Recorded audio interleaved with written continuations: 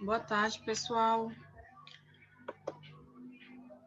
Estou acabando de sair de uma aula. Eu vou só aqui pegar uma água, um café e volto. A questão de 3 minutinhos, rapidão.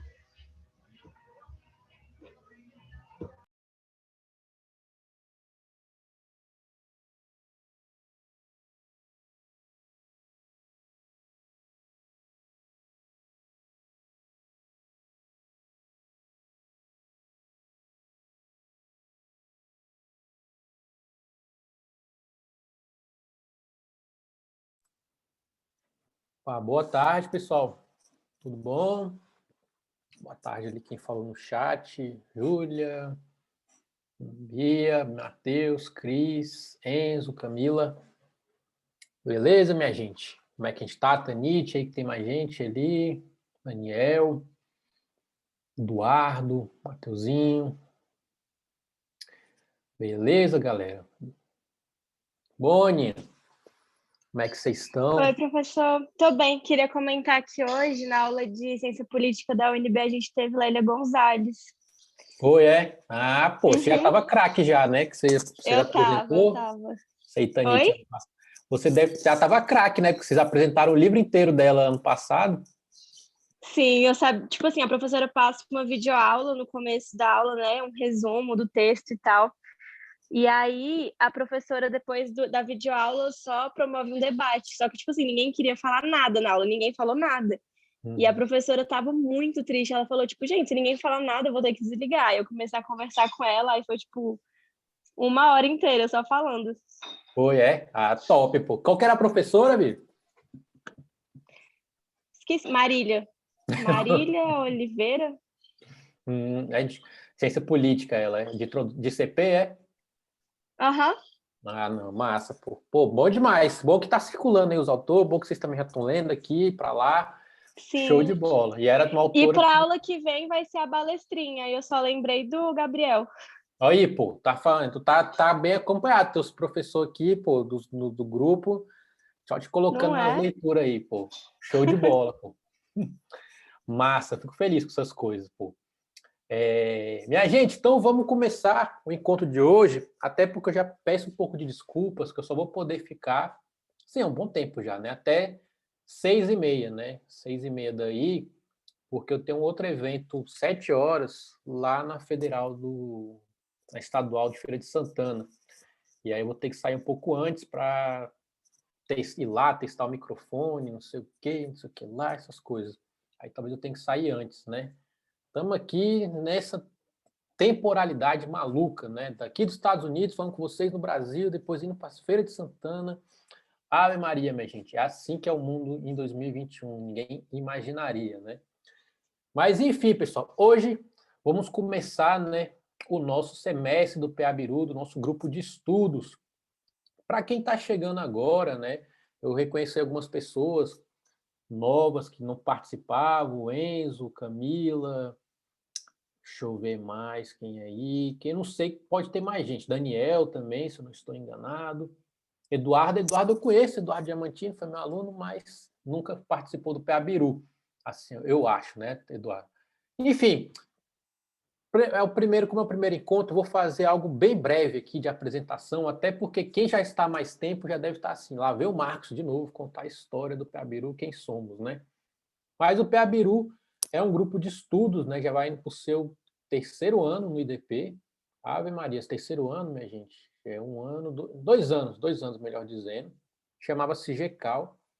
E é um grupo de estudos, hoje em dia virou um núcleo de pesquisa também, que tem como foco, como o próprio nome diz, história e constitucionalismo da América Latina. A gente tenta focar um pouco a teoria e a história do direito a partir aí da América Latina, da América do Sul, né, do Rio Bravo para baixo, com foco não só nas temáticas, né, nos assuntos, mas também nos autores, aí que são importantes para reler e repensar um pouco a nossa teoria política, a nossa teoria sobre história e sobre o direito também.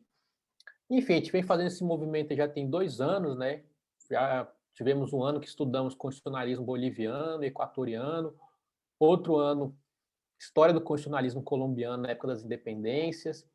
Também no semestre passado a gente estudou alguns autores chaves, autores que a gente achava interessante pela importância do pensamento deles, né? A Bia estava até falando agora, uma dessas autoras foi a Lélia Gonzalez, uma intelectual brasileira.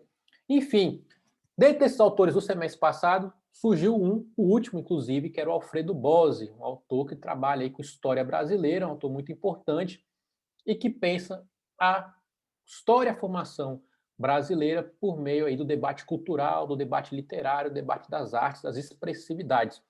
E a gente leu esse texto, esse livro, né? Era um encontro só, o livro inteiro, mas achamos por bem, talvez, como o livro é denso, o livro dá aí conta da história brasileira inteira, né? Desde a colonização até a República e tudo mais, de colocar só ele como leitura desse semestre e irmos paulatinamente trabalhando partes do livro. E aí, esse é o objetivo do semestre, dar conta com uma discussão densa, mais profunda, aí sobre alguns debates que traz o livro do Alfredo Bozzi, Dialética da Colonização, um livro publicado em 92, que é um livro de vários textos, reunião de textos esparsos do Alfredo Bozzi, mas que dá um pouco o panorama do seu pensamento, a forma como ele enxerga a formação brasileira, e aí também a história um pouco da nossa cultura, particularmente da literatura. E, obviamente, a gente sempre vai trazer esses debates para pensar o direito também, né? Mais para frente vai estar muito mais claro, ao meu ver, especialmente no capítulo que ele vai falar sobre Machado de Assis e tudo mais. Mas hoje vai ter essa discussão. Enfim, e a gente sempre tem duas pessoas para apresentar, né? Eu não estou lembrando agora quem é as pessoas hoje, mas é Cris e... Eu e Olga, professor. A Olga, né? A Olga tá aí, mulher. A Olga não chegou, então vai você, mulher. A Olga que tá aí. Ah, sim. Estou aqui. E essa câmera, eu fico assim, no Ghost Room, né? Nunca sei quem são as pessoas. Enfim, minha gente. Então vai ser Cris e Olga, né? E aí, antes de passar a palavra, né? Que já estou falando demais, mas tinha que fazer essa breve apresentação. Inclusive, para quem não me conhece, né? Eu sou Marcos, professor do IDP, tanto de Formação Social do Brasil. Esse semestre eu não estou dando no curso de comunicação, mas não no direito, e de direito e literatura. Coordeno o PABIRU e coordeno o Clube do Livro. Mas aí, já entrando um pouco, antes de passar para vocês duas, Olga e Cris, só um parênteses, nesse começo do livro, ao meu ver, especialmente o capítulo 1, é muito importante. E o capítulo 1, as primeiras páginas, é uma porrada, assim, ele vem com muita informação ali, mas é uma das passagens, ao meu ver, mais brilhantes da teoria social brasileira. E aí, não sei como é que vocês pensaram a discussão e tudo mais, mas eu acho que ali tem coisas que vão voltar no decorrer do livro também, né? Para a gente pensar a ideia de colonização. Beleza, pessoal? Mas é isso. Depois eu falo, porque senão eu vou ficar falando demais e já passando a palavra para Olga e para Cris. É isso, meninas. Oi, gente, muito boa tarde. O meu nome é Cris, eu sou aqui do PABIRU já tem algum tempo. Eu vou dar a fala aqui para a Olga se apresentar um pouquinho também. E aí, a gente já vai começar a nossa apresentação. A gente escolheu dividir da seguinte forma: eu vou abordar o capítulo 1º e a Olga vai abordar o capítulo 2º e 3º. Espero que todos vocês tenham realizado a leitura para nos acompanhar, mas caso não, eu vou voltar ao texto em alguns pequenos momentos da minha fala para poder compor melhor o que eu for apresentando, principalmente porque esse capítulo 1 é bem denso também, tem muitas coisas, mas aí vocês podem me acompanhar, quem tiver com PDF, tem lá no grupo do WhatsApp, mas eu também vou fazer pequenas leituras, bem pequenos trechos mesmo. É isso, prazer conhecer a galera que for nova, bem-vindos ao grupo. Para a galera que já é velha, e aí, gente?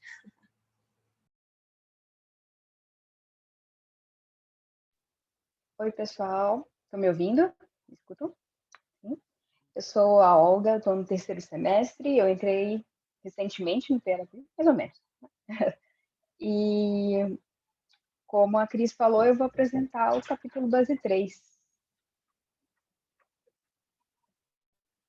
E pode ir lá, Cris. Destravar aqui o meu trem. Eu estou colocando aqui o meu livro do meu lado. Pronto, tudo certo. Gente, se eu abaixar os olhos em qualquer momento, que eu estou usando um caderninho que eu fiz minhas anotações, tá? Nós estamos todos aqui conectados olho a olho, cara a cara, da forma como nós podemos nesse momento. Então, sem muitas delongas, vamos lá. O primeiro capítulo se chama Colônia, Culto e Cultura. E é muito interessante como ele começa explicando a raiz etimológica das 3 palavras, porque ela tem uma carga muito forte dentro do que eu consegui perceber o primeiro capítulo todo e imagino que durante todo o livro. Vamos lá. A palavra cultura, culto e colonização têm todas uma mesma raiz, que seria colo, que também seria de colonização e afins colonizador. O colo seria referente ao eu moro, eu ocupo a terra, pode ser também eu trabalho, ou eu cultivo o campo. Isso é muito interessante porque quando a gente pensa em cultura, cultura é particípio futuro, aqui ele coloca particípio futuro, devia ser alguma declinação mais antiga, do que existir, significa, e aí vem culto, que é o particípio passado, e colonização. Culto tem uma duplo entendimento, e é uma parte muito interessante, que seria, cultos é um campo já plantado por gerações sucessivas, ou mesmo um culto, ou seja, a celebração, uma cerimônia que se faz às pessoas mortas. Porque quando nós morremos, nós temos essa prática de enterrar os corpos. E essa cerimônia, né, é um culto a este corpo. Mas, ao mesmo tempo, o culto pode vir de cultura, de cultivo, né? Quando a gente fala assim, tem uma cultura de tomate. E foi muito interessante que quando eu trouxe esse debate para minha mãe, estava tentando fazer um ensaio antes, ela falou, Cris, eu nunca me liguei que a gente usa a mesma palavra, cultura humana, de livros e conhecimento, como também a cultura do solo. E aí, logo do início, você já imagina, né, já começa a perceber a grande importância da terra, que é para um sujeito. A importância da terra para esse ser, enquanto até mesmo uma questão identitária, uma questão existencial. Porque é nessa terra na qual ele não somente cria a sua casa, como ele também professa os seus cultos, as suas crenças, ele se despede dos seus entes queridos, ele tem a sua possibilidade de manifestar seu caráter religioso, né? Se você acredita que o seu ente querido vai ser, enfim, levado para uma outra dimensão e você precisa se desfazer dessa casca que enterra e faz toda uma cerimônia de despedida e afins. E isso é muito interessante quando eu penso, eu vou trazer só para lembrança, no meu primeiro semestre no Direito, um professor me fez ler, ele me pediu para que nós lêssemos uma tragédia grega, na qual a filha, ela briga com o imperador, vamos dizer que é o imperador da época, porque, na verdade, foi-lhe retirado o direito de enterrar o próprio pai, ou o próprio irmão, não vou me lembrar agora qual é a figura. É Antígona. E é muito interessante que isso vira um grande debate. E isso foi algo que eu li logo no primeiro semestre, eu não tinha entendido a dimensão daquilo, né? Na verdade, trouxe um debate sobre justnaturalismo, positivismo, mas agora, lendo esse texto e entendendo qual realmente é a dimensão de você não só enterrar o corpo, mas a sua relação com a terra, faz todo sentido que ela tenha ficado tão ofendida com ter-lhe sido retirado esse direito. Então, logo de início, ele traz essa questão. O que é muito interessante é que você pensa na figura do colonizador, né? O colonizador é aquele que vai cultivar uma propriedade rural como se fosse dono, como se dono fosse, mas não é dono. Isso é muito interessante porque, na verdade, ele vem a 2 figuras, a ideia da metrópole e a ideia do local que é colonizado, ou seja, vamos pensar na nossa realidade, Brasil e Portugal. As pessoas portuguesas que foram mandadas aqui para cuidar de suas capitanias hereditárias eram nossos colonizadores. Mas aquela terra não era deles, era a terra do Império Português. Mas as pessoas, às vezes, com seus egos, é claro, a gente pode ver pela história do nosso país, elas achavam que eram donas e tratavam como se fossem donas de fato. O problema é quando aquilo começa a se misturar com outras questões históricas que nós também temos. E essa ideia da propriedade, ela vai começar a transplantar não só a terra, mas também ao que está nessa terra, sendo o corpus, o trabalho, a mão de obra e afins, que é algo que eu ainda vou me delongar um pouquinho. Então, é muito interessante que também o autor distingue as figuras da colonização, como a colonização do povoamento e a colonização da exploração do solo. Mas se a gente pensa de uma forma um pouquinho mais profunda, ainda que nós usemos, muitas vezes, vulgarmente falando, essa grande diferenciação para dizer que esse foi o grande ditador, porque o Brasil é quem é, e os Estados Unidos é quem é, porque, na verdade, tiveram uma exploração tal e nós tivemos a exploração Y, no fundo, o processo é muito parecido. São pessoas que não são daquela terra, achando que são donas daquela terra, e fazendo as leis conforme lhes cabe e conforme lhes parece o correto, né? Muitas aspas incorreto aí. Mas aí também temos um outro entrave, a desconsideração de toda a cultura que já existe nesse país, antes de que esse colonizador chegue. Enfim, vamos avançar um pouquinho. Dessa forma, ele avança e ele coloca a terra como esse fator de existência, mas ele também traz a questão do labor. Tem até algo que me chamou muita atenção, que são creio que é a ordem beneditina. Eu vou pedir para o professor me corrigir se estiver errado, se é franciscano, mas é beneditina, se não me engano. E eles têm um termo que é ora e labore. Em latim, significaria oração e labor. Questões como existenciais mesmo. Daí a gente vai vendo essa ação colonizadora no Brasil dialetizando 3 pontos, que seria esse cultivo, né? Querendo ou não, nós viramos um grande país de exportação também por esse motivo, desde sempre foi esse o tom que nós demos, né? O cultivo é algo muito importante no nosso país, o cultivo dos alimentos, enfim.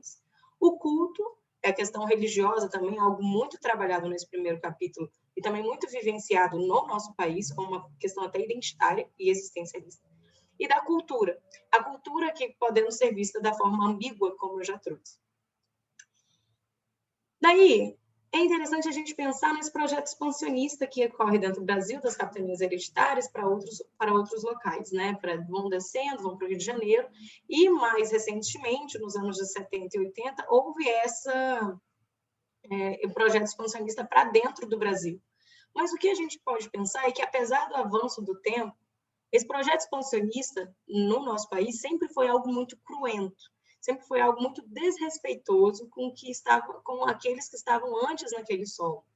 E só para uma experiência argentina, que é citada no livro, eu queria trazer, que eu achei muito interessante.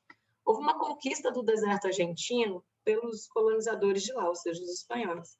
E essa conquista de terras, ela tinha um pequeno propósito, que é centuplicar o gado. Algo muitíssimo parecido com o que nós vivemos hoje em dia, principalmente quando a gente pensa nas terras indígenas e toda a questão bolsonarista que está envolvendo as terras, acho que do norte, e também sul. Sul não, centro-oeste, perdão. Pensei ali em Mato Grosso do Sul, enfim.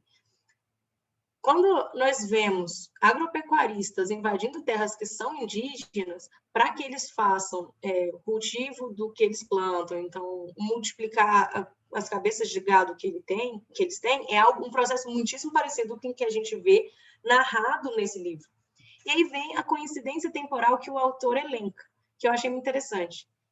Existe uma abertura do mercado internacional de carnes, essa conquista do deserto argentino, no qual seria proliferar as cabeças de gado, e também a invenção do frigorífico, em 1876. E tudo isso em prol de uma única coisa, que seria alimentar o capitalismo nessas instâncias. Nessa perspectiva, se a gente pensa o Brasil, a gente pode refletir sobre esse projeto expansionista que sempre houve, sobre o fato do país ser majoritariamente agropecuarista e principalmente sobre esses projetos expansionistas que sempre ocorrem de tempos em tempos no nosso país, seja por uma questão da colonização, que houve há muitos anos, seja por essa questão expansionista que houve na década de 70, 80 aqui no Brasil, ou sobre o desrespeito que se existe hoje em dia com essas terras indígenas. Então, essa é uma primeira provocação que eu queria colocar no meio da minha apresentação, para que a gente debata posteriormente se há alguma coisa que se equivale ou se não é, se é mero desrespeito. Existe um pensamento colonialista dentro dessas pessoas, dentro de nós mesmos, até quando nós ratificamos esses discursos, se é que nós ratificamos de alguma maneira. Enfim, uma primeira reflexão. Daí a gente vê as grandes características da formação econômico-social do Brasil colônia à época. Ele se dedica a elencar 9 grandes características, mas eu vou tentar reduzi-las às quais eu lembrar e pegar um pouquinho na minha colinha. Primeira coisa seria o capitalismo, né? Um capitalismo na qual esse sistema a qual todos se subordinam e nós nos subordinamos até hoje, e é algo que é muito complexo, porque é um capitalismo colonial, possui características muito específicas, porque o Brasil estava se constituindo na marginalidade do capitalismo de fato que regia no mundo. Enquanto o capitalismo no mundo estava, primeira revolução, segunda revolução industrial, e avançando, e avançando, e avançando, nós ainda estávamos num capitalismo colonial de fato que tinha várias outras idiosincrasias problemáticas, como, por exemplo, o escravismo colonial, como um sistema hegemônico. A questão da liberdade das pessoas negras, né, assim, as únicas pessoas negras que não eram escravas, elas também estavam num processo muito complexo de dependência de uma pessoa branca. Trazendo agora um grupo paralelo, mas também é muito interessante, quando a gente está no grupo de leitura e a gente lê algumas obras, por exemplo, machadianas, e a gente vê a figura do agregado numa casa, é exatamente esse perfil da pessoa que ela não é independente, ela não pode ter uma casa para si própria, não tem autonomia na sua vivência. Ela é agregada de uma família branca. Então, assim, essa relação com as pessoas negras também é algo histórico e endêmico no nosso país.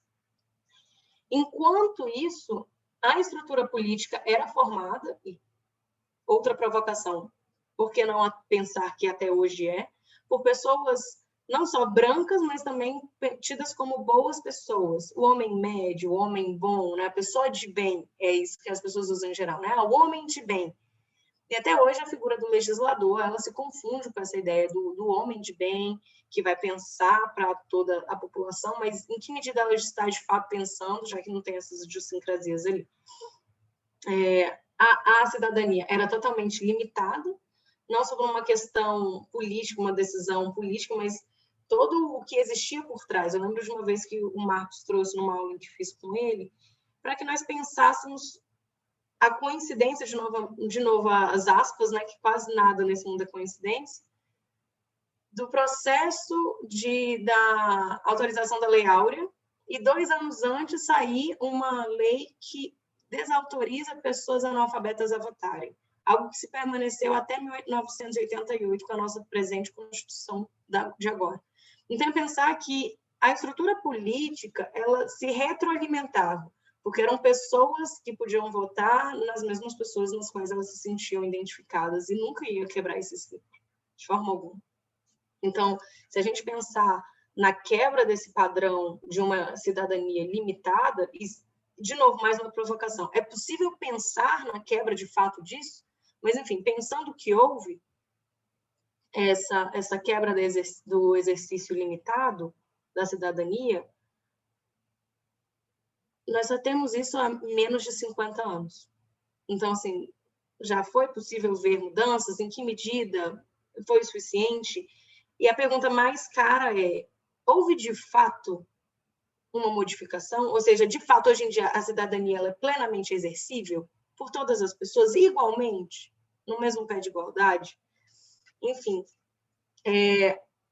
daí ele entra numa questão muito interessante, que é a questão mais religiosa. E ele fala sobre a grande contradição, que são várias, né? Mas uma boa grande contradição que se existe na época da colonização, que envolve a questão religiosa. Nós temos um clero que ele praticamente se prostitui entre os grandes donos de terras e a política da época, né? A coroa portuguesa. Então, ela está aqui a serviço desses 2 grandes senhores, que são os proprietários e também a própria coroa. Mas, ao mesmo tempo, essa igreja ela tem um processo de evangelização dos índios, um processo de programas jesuíticos, pseudo-humanísticos, que a gente ainda vai ver se são humanísticos de fato ou não. Então, é uma coisa muito interessante que sempre existe essa questão muito contraditória, que eu vou entrar daqui a pouco, no processo colonizatório. E, já dando um pequeno spoiler, a questão religiosa é uma delas. A maior parte da cultura era passada oralmente. Então, essa questão do conhecimento letrado, ele estava realmente centrado em poucas pessoas, o que culmina no que eu já havia dito, no retroalimentação de uma política que favorecesse somente algumas pessoas. A grande exceção disso estaria na figura do apadrinhamento, ou seja, pessoas negras que sabiam ler eram uma exceção, normalmente, por essa instituição do apadrinhamento. E daí ele começa a falar sobre a criação popular, que ele também diz que se divide em duas grandes feituras, ou em espaços de fronteira, e daí ele traz logo no final um exemplo muito bonito do que seria esse espaço de fronteira, que ele junta numa mesma expressão artística o que é extremamente tradicional, então vamos pensar o latim, e algo que não seja totalmente tradicional, algo que é tido como vulgar pelo que é tradicional. E essa figura, ela vai trazendo muitos aspectos do que seria a tradição e cultura brasileira propriamente dita. Ou, num segundo espaço, seria uma criação artística, criação popular num espaço ilhado, que hoje, quando a gente olha retrospectivamente, muitas vezes a gente tem essa ideia de rústico, arcaizante. Essa é uma... Eu não sei se eu posso fazer crítica ao autor, né? Quem sou eu, uma mera graduanda, mas se eu pudesse criticar um pouco o autor, eu acho que eu não escolheria esse termo para falar das culturas. Uma cultura rústica, uma cultura arcaizante, porque no momento em que eu li isso, eu pensei nas culturas que não se espalharam muito e ficaram contidas naquelas comunidades. E que hoje, exatamente por esse esmagamento, agigantamento de outras expressões, principalmente que a gente consome, né, o pop, as coisas norte-americanas, essas pequenas expressões ilhadas, elas estão sendo sufocadas, eu diria assim. Então, por exemplo, nesse momento eu pensei nas expressões quilombolas, eu pensei nas expressões indígenas, que elas estão contidas ali nas tribos, então estão ilhadas, de fato, como o autor, né, prevê, mas eu acho que o termo rústico é algo muito complexo de ser utilizado. Então, vai aí a minha crítica para o Bose, para a gente ler com alguma criticidade também o que a gente está tendo contato. Daí ele vai falando um pouquinho sobre como essa perspectiva de ser uma colonização de extração, ela torna ainda mais rígido os processos de exploração e controle. Visto que se você está querendo ter controle daquela terra, você quer que ela te dê frutos, te gere frutos, você precisa ter um controle não só das pessoas que estão ali trabalhando para ti, como do terreno em si. E aí ele fala da figura de um colono, que ao mesmo tempo é um agente mercantil. E isso foi contribuindo para uma menor humanidade nas relações de trabalho. E aí a gente vai vendo a questão da própria escravidão mesmo, que foi um processo muito, muito violento, o sequestro das pessoas e depois o trabalho forçado delas nessa condição em que elas estavam sendo submetidas. Ele divide o sistema colonial em 4 grandes figuras. Ele diz que ele se sustenta em 4 grandes figuras, o que eu acho fantástico, é o tráfico, a senzala, o monopólio e a monocultura. E eu fico pensando que é muito interessante que a monocultura é algo que permanece em alguma medida. O monopólio é algo que permanece em alguma medida, às vezes até em figuras estatais, né? Às vezes em outras figuras, como se a gente pensa em big techs e afins, não é exatamente um monopólio dito, mas é um monopólio silenciado. Então, assim, em que medida a gente ainda não vive um pouco dessas características? A questão da senzala mesmo. Tá, de fato, nós temos pessoas que estão livres, mas em que medida as pessoas negras não têm um tratamento totalmente diferenciado? Respondendo aqui, os 4 elementos do colonialismo seriam o tráfico, a senzala, o monopólio e a monocultura. Daí, o autor começa a... Que isso, Enzo? De qualquer forma, aí ele começa a contar como a condição colonial é contraditória. Existem 2 formas de cultura, então, aqui elaboradas. Existe a cultura reflexo, ou seja, a cultura do português que está sendo o tempo todo tentando enfiar a goela abaixo as pessoas que aqui moravam antes. E as pessoas que foram sequestradas e trazidas para morar para cá, que também já tinham a sua forma cultural, sua expressão artística, sua expressão cultural de si, totalmente idiosincrática. Então, nós temos essa cultura reflexo e a cultura criação, que a cultura criação é exatamente a mistura de tudo isso, que seria o que ele chama dessa criação popular nos espaços de fronteira. para que eles pudessem sobreviver, foi se criando o que era possível viver ali. Enquanto eu estava lendo, e agora conversando com vocês nesse monólogo, eu fiquei imaginando na figura da capoeira. Então, por exemplo, o que seria a capoeira se não houvesse um local de opressão para que ela, né, fosse essa mistura de dança e luta? Provavelmente seria muito diferente. Provavelmente ela teria outras perspectivas, porque ela só tem essas características porque ela estava sendo feita nesse meio. Eram pessoas negras que precisavam se armar de alguma forma, então elas aprenderam a lutar, mas ao mesmo tempo elas estavam preocupadas com a figura opressora do senhor da casa, ou do senhor branco, e nesse espaço de fronteira foi necessário que houvesse algum disfarce, houvesse a dança, houvesse o gingado, e aí criasse uma ideia de que a pessoa de fora olhando não parecesse que eles estivessem se armando. Então é muito interessante que essa figura, questões que são exatamente muito brasileiras, elas nasceram desse contexto muito sincrético. Acho que se eu pudesse reduzir, né, fazer uma redução do primeiro capítulo, eu traria a palavra sincretismo. Tanto o sincretismo religioso quanto o sincretismo cultural, que é uma figura que foi se criando no país. E, ao mesmo tempo, uma outra crítica que eu faço ao autor é quando ele fala isso de uma forma a quase esbarrar no que seria o mito da diversidade. Né? O Marquinhos já trouxe para a gente o que seria o mito da diversidade, essa ideia de que, que lindos, as pessoas conviviam de uma forma pseudo-harmônica, a gente meio que passa um pano ali para dizer que, foi horrível, mas não foi tão horrível. E olha que legal, o nosso país é super diverso, a nossa cultura é diversificada.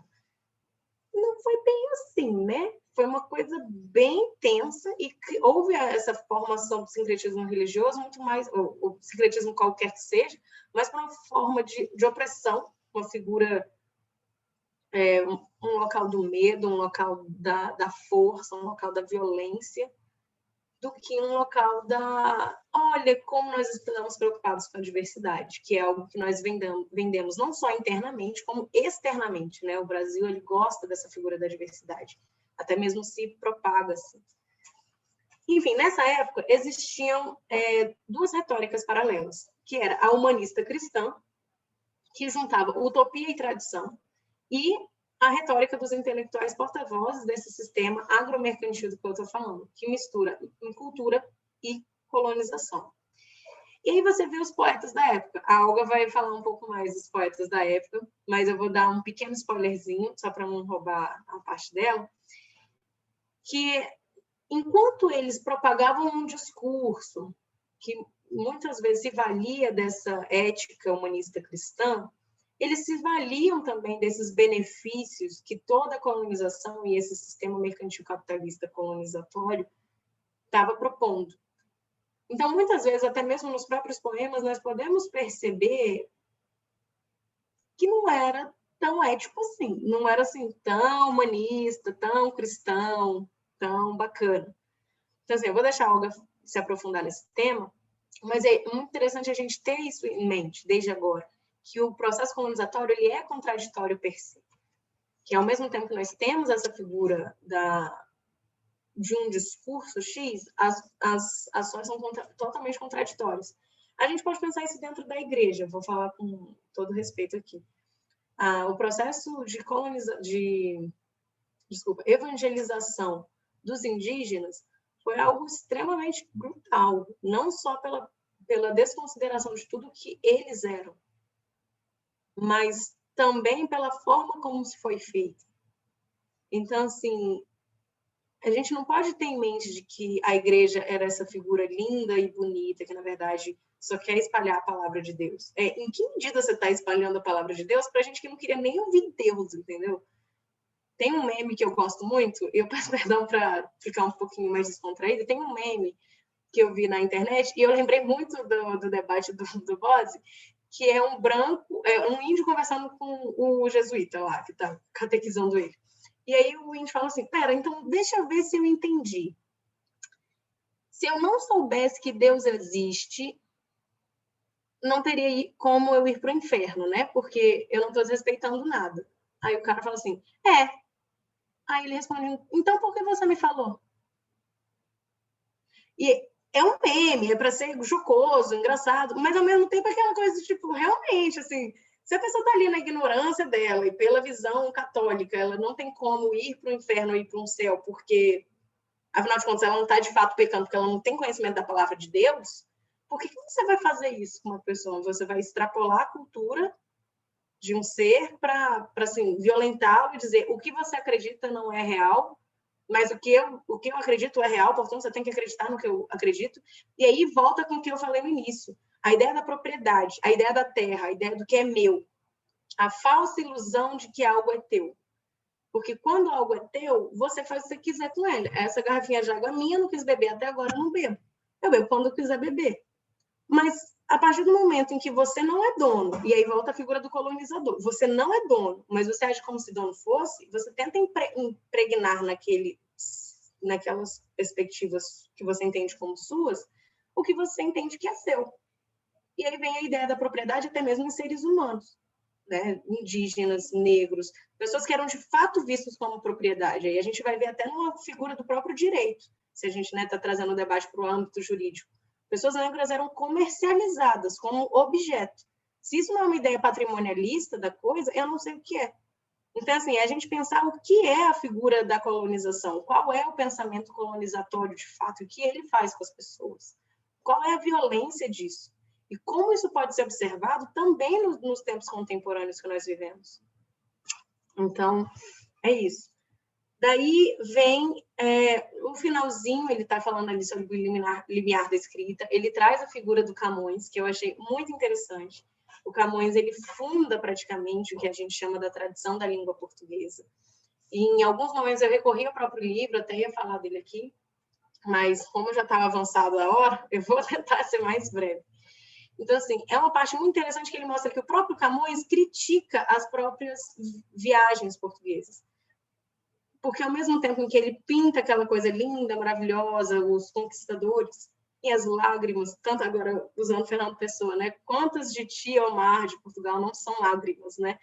Que é aquela coisa bem bonita, bem romântica, bem, que lindo, processo colonizatório. Mas ele também questiona e fala assim, cara, vocês vão morrer a troco de não saber o que tem lá. Mentira que eles sabiam. E toda essa figura, então, assim, existe a velha do rastelo, né, que chega na praia e maldiz todo o processo. Mas ainda assim a ambição de novas terras, o conquista, não parou. E aí ele volta a de novo cantar aquela coisa bonita, né, do que seria o processo colonizatório. É importante a gente ter em mente, só para fechar dois grandes conchados. Primeiro, a questão existencialista de tudo que a gente está tratando. A questão religiosa, a questão da terra, são experiências que fazem com que uma pessoa se identifique, crie sua própria identidade, principalmente quando elas criam nesses espaços de fronteira, no qual a gente está dizendo. Então, por exemplo, a religião de um povo, como, por exemplo, o candomblé, ela não é exatamente, puramente, a religião da matriz, ela não é a religião africana que eles possuíam, mas ela possui uma matriz africana.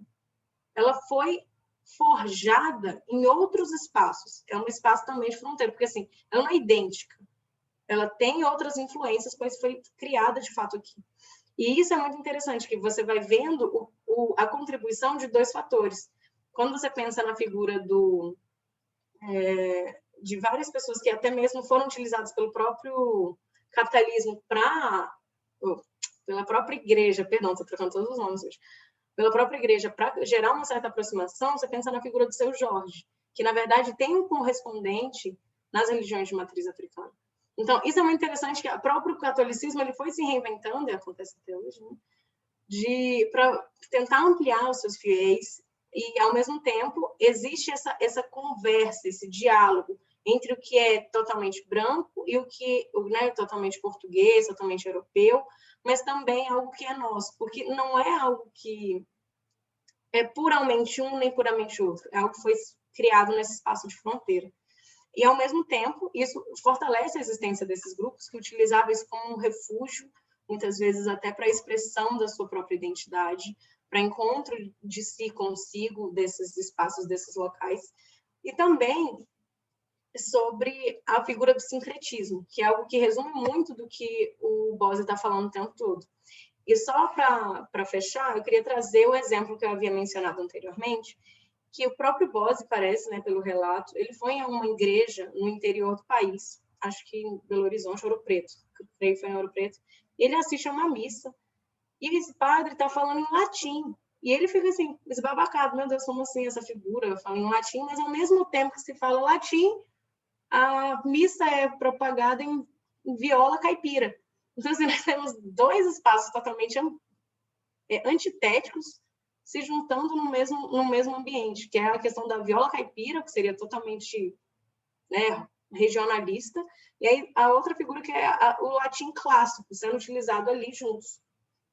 O próprio Aleijadinho, ele menciona também como uma figura que une esses dois espaços, que ele não se submete às características do barroco clássico, e por muitas vezes foi negado enquanto figura do próprio barroco. Foi preciso uma experiência modernista para recuperar o barroco da época para dizer que de fato era válido. Porque as expressões do Aleijadinho, não só pelo fato de que ele era aleijado, ele deixa isso bem claro no livro, ele era aleijado, o próprio Bento Gonçalves, que é um escritor à época, um escritor romântico à época, escreve falando sobre o que seriam as obras de Aleijadinho, ele fala assim, claramente é uma pessoa que é aleijada, mas ao mesmo tempo não deixa de reconhecer o brilhantismo da obra e como ele consegue trazer para as estátuas, né, para as esculturas dele, toda a expressividade, todo o temor, todo o medo, toda a questão que a igreja faz com uma pessoa, né, ao mesmo tempo uma admiração, uma reverência. Então, assim, é incrível que também outro expoente da nossa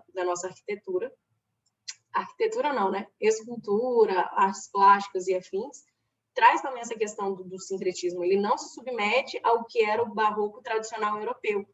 Então, ele traz outras figuras que seriam nossas, figuras mais arredondadas, com outros padrões de cor. Isso é muito interessante se estudar também. Eu acho que é mais sobre isso que eu queria falar, acabei me delongando muito, peço desculpas para todos vocês, principalmente para a Olga. E é isso, gente, obrigada.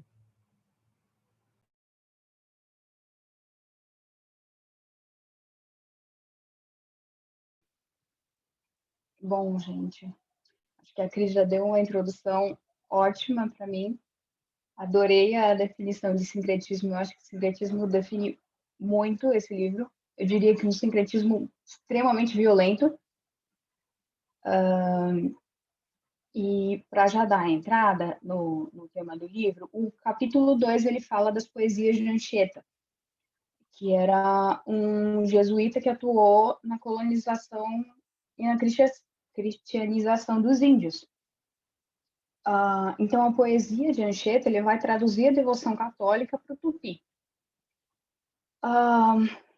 Ele usa palavras do tupi e até a sintaxe da língua tupi, mas o ritmo, o acento, as pausas, a estrutura do poema é todo em português.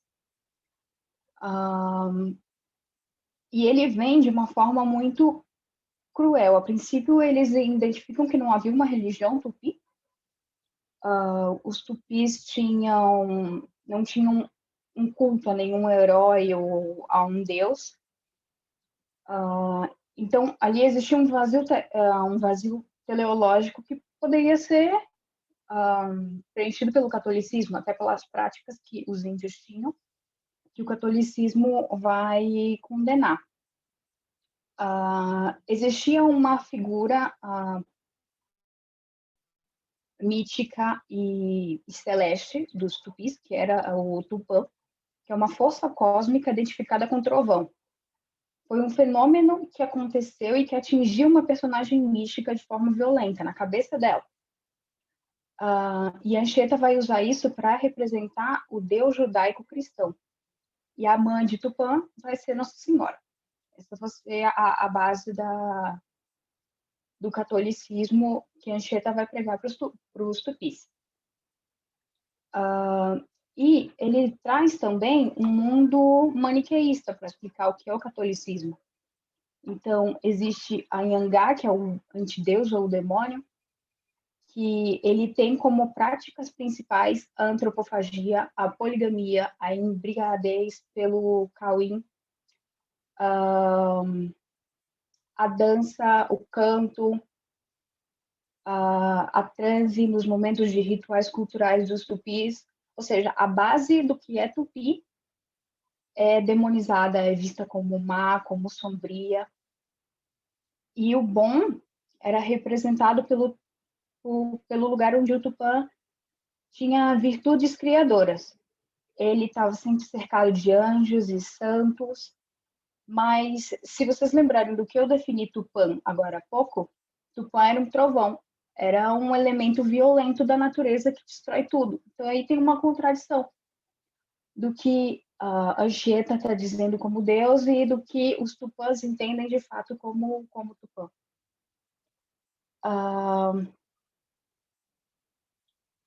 Então, e com o passar do tempo, os jesuítas perceberam que o que se aproximaria de um cerne de religião tupi, seria o culto aos mortos, um chamado de bons espíritos e um afastamento dos maus espíritos.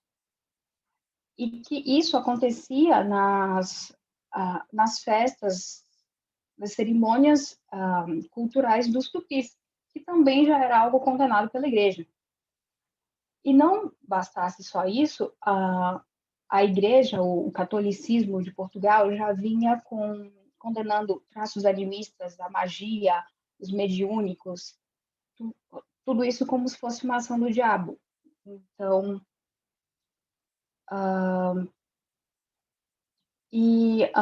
para pregar o catolicismo, ele traz ênfase nos sacramentos, no batismo, na Eucaristia, que são elementos férreos criados pelos homens e que conectam o homem a Deus. Então, todo o mal que os tupis faziam, então as cerimônias, a antropofagia, todos os rituais deles, que eram vistos como elementos do demônio, poderiam ser convertidos e perdoados pela Eucaristia, pelo corpo e sangue de Cristo, né? Representado pelo pão e o vinho. E a Anchieta tinha sempre esse elemento de que Deus estava presente em coisas cotidianas, então no pão, na água, nos graus de parentesco. Ou seja, pelo catolicismo ele vai introduzindo um modo de civilização português nos índios. E aí eu volto ao que a Cris falou, que eu achei sensacional, assim, que é pensar que os índios não tinham uma religião, eles não tinham Deus, eles não sabiam o que era Deus. Então, tipo, eles não queriam saber o que era Deus, eles não tinham uma religião. E chega a Anchieta e apresenta todo um novo modo de pensar, que é de Portugal, e tudo que é deles, a base da história deles, é demonizada. É totalmente aquilo que eles têm que abolir e incorporar totalmente uma prática portuguesa que eles nunca conheceram. E que, sim, os jesuítas dizem ser um processo totalmente humanístico, focando na salvação dos índios, mas olha a violência com toda a história tupi nesse processo. E aí, já avançando para o capítulo 3, o capítulo 3 ele retrata a Bahia num processo de transição, num outro movimento sincrético assim, de Portugal e da formação do Brasil colônia. Se passa no momento do fim do período da riqueza do açúcar na região e o início da decadência dos engenhos e da família fidalga. E ele usa, para falar de tudo isso, os poemas de Gregório de Matos, o conhecido como Boca do Inferno, um bom nome para ele, porque realmente os poemas dele eram assim, difíceis de engolir. Ele retrata, tanto logo Gregório de Matos, ele retrata a Bahia, o processo que está acontecendo na Bahia com a máquina mercante, são os navios de comércio britânicos e franceses que traziam mercadoria de luxo da Índia e da Europa, e que significa, que é o simbolismo do mercantilismo, daquilo que está acontecendo ali naquele momento, e que é o grande marco que traz a riqueza para a Bahia, modifica a região, traz a exploração dos índios, dos negros, todo o processo racista e de estrutura da sociedade da Bahia e do Brasil colonial está se formando ali naquele momento. Então, ele fala, o Alfredo Bossi, em um momento ele traz o Gregório de Matos, falando que a máquina mercante trocou, foi trocando e tem trocado, porque ela não só agiu em um passado remoto, já definido, ela segue operando em todos os momentos da Bahia. E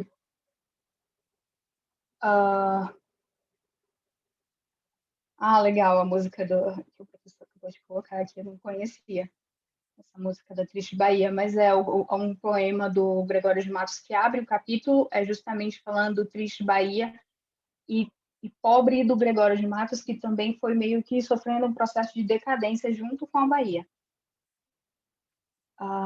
E aí, eu aproveito esse momento para falar um pouquinho da história do Gregório. Ele vinha de uma família fidalga, uma família de homens bons, de homens de bem, como a Cris já falou, que é, assim, o melhor exemplo da família do que é o colonizador, é um homem de bem que está trazendo o avanço para o Brasil. E de uma família de senhores de engenho, de tamanho médio, recôncavo, que sofre uma grande perda com a queda do preço do açúcar. E ali, naquele momento, alguns grupos conseguiram se salvar, algumas companhias estrangeiras, alguns latifundiários que tinham uma estrutura produtiva muito grande conseguiram manter a produção com seus escravos, e os comerciantes reinós já enraizados ali na Praça da Bahia de Recife, que tinham um exclusivo colonial como proteção. E então, Gregório vem dessa estrutura de uma família fidalga, privilegiada, estudada. E depois, quando o açúcar perde o seu poder e ele já começa a trabalhar, ele vira vigário-geral da Sé da Bahia e tesoureiro-mor. Mas ele acaba perdendo os seus cargos por causa dos seus costumes muito liberais e da sua língua afiada, que se reflete nos seus poemas. Assim como ele era um mau administrador do seu dinheiro, então ele acaba perdendo uma boa parte da fortuna da família. Mas ele era ligado ao modelo da sociedade mercantilista. Ele era de família importante, ele era estudado, ele era poeta. Então ele era muito ligado aos estamentos, ao seu título, aos degraus hierárquicos da sociedade. Mas, claro, parte dessa sociedade estamental vinha também dos preconceitos raciais que tinham ali. Então, havia um forte preconceito contra judeus, que são os cristãos novos e comerciantes que surgem ali naquele momento e que enriquecem por meio do comércio. O mestiço, que também vai ser um mercador, e que tem um sangue negro. Então, já nessa estrutura estamental, ele estaria numa hierarquia mais baixa que o Gregório de Matos. Só que como ele perde todo o dinheiro dele, não conseguia ter um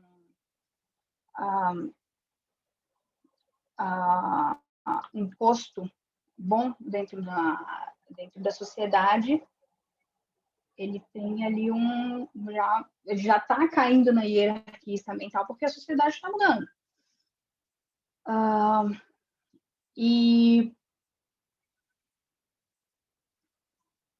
Bom, então ele vira um fidalgo em apuros que não tolera comerciante estrangeiro e nem mercador cristão novo, mulato, negro, qualquer pessoa que ficar acima dele na sociedade, que é o que vai acabar acontecendo em algum momento e que irrita essa consciência nacionalista dele e de uma grande parcela da sociedade baiana. E ele vê que, acho que aí também isso reflete um pouco o que está acontecendo ali na Bahia, que essa população fidalga, essa família fidalga, ela está caindo junto com o café. E essa burguesia vem conquistando o poder, o que é fruto do mercantilismo. E a tradição vai se dissipando na modernidade. Então, Gregório é a tradição, é o estamento, é a finesse. E a burguesia é o que está ascendendo e é o bruto, é o judeu, é o negro, é o mulato. Que é o sincrético, né? O que é o Brasil que vai se formando ali naquele momento.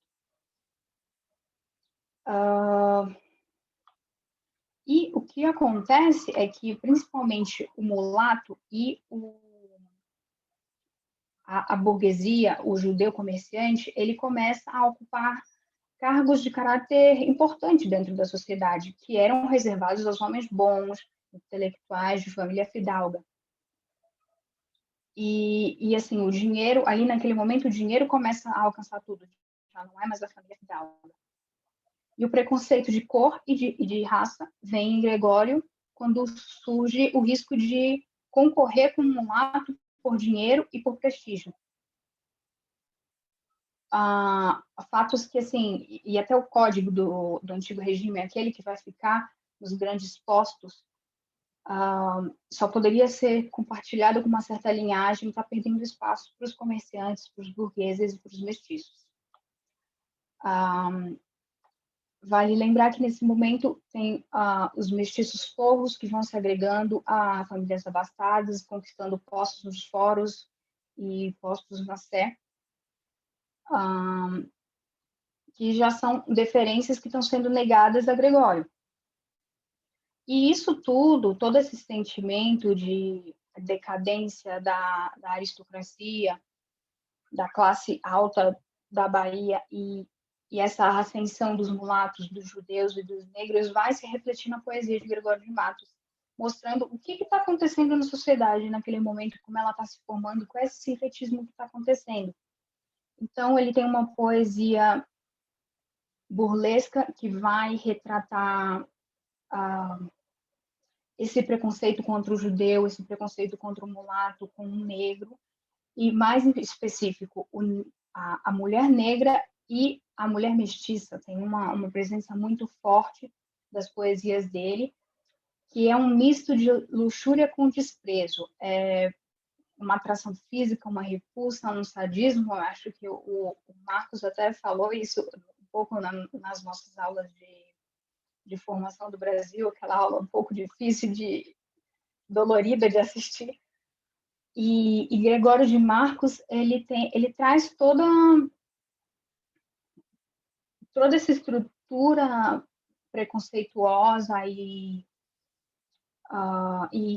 estamental dentro das poesias dele.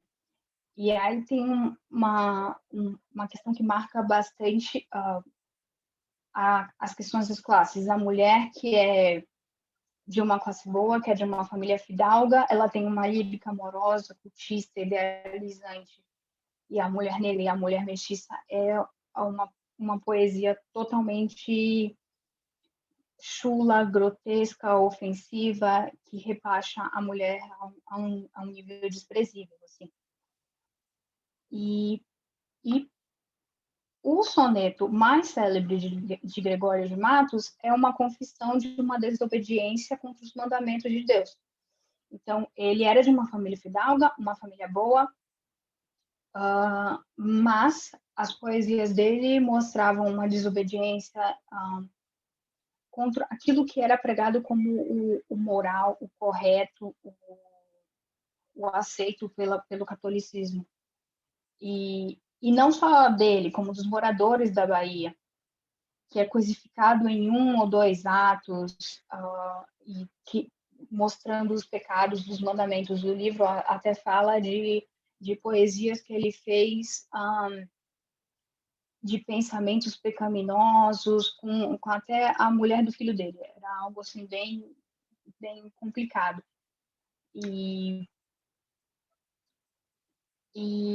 Bom, eu acho que, assim, Gregório de Matos aparece, eu acho que os 2 capítulos se falam bastante do que a Cris comentou, desse sincretismo, já para a gente ir encerrando,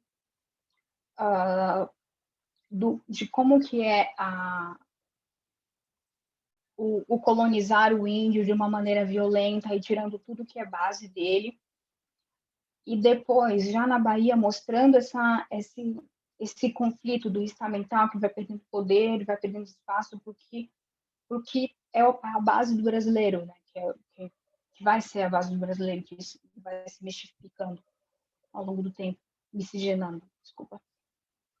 E Gregório de Matos é a união de tudo isso, desses preconceitos, desse racismo, dessa nova sociedade que se forma, da decadência das elites, que acham que são os donos do Brasil e da sociedade, que controlam, mas que estão perdendo o poder. E a sociedade vai se misturando e formando um novo Brasil. É isso, a minha apresentação.